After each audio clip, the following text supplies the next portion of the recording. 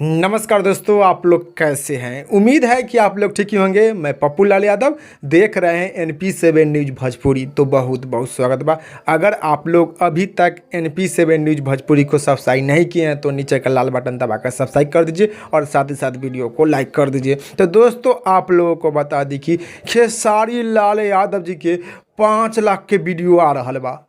खेसारी लाल यादव जी के 5 लाख के वीडियो आ रहा बा। पवन सिंह के 50,000 के वीडियो आता है तो पवन सिंह के फैन खुश हो जाता है।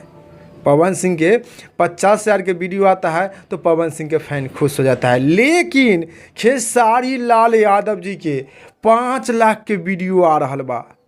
खेसारी लाल यादव जी के 5 लाख के वीडियो आ रहा बा। तो खेसारी लाल यादव जी के फैन बहुत ही ज़्यादा खुश हैं। खेसारी लाल यादव जी के फैन बहुत ही ज़्यादा खुश है। खेसारी लाल यादव जी के 5 लाख के वीडियो आ रहा बा।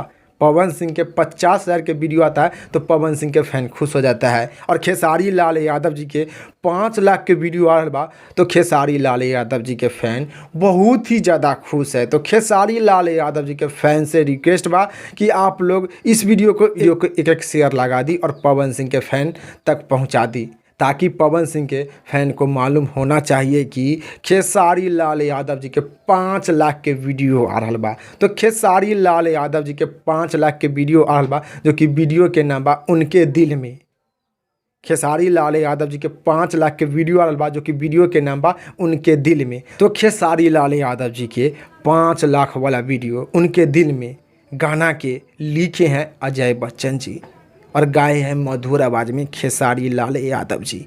तो आप लोग खेसारी लाल यादव जी के 5 लाख के वीडियो उनके दिल के बारे में क्या कहना चाहते हैं, आप लोग जरूर नीचे कमेंट बॉक्स में बताइएगा। फिलहाल में इतने, फिर से मिलेंगे अगले वीडियो में। जय हिंद, जय भोजपुरी।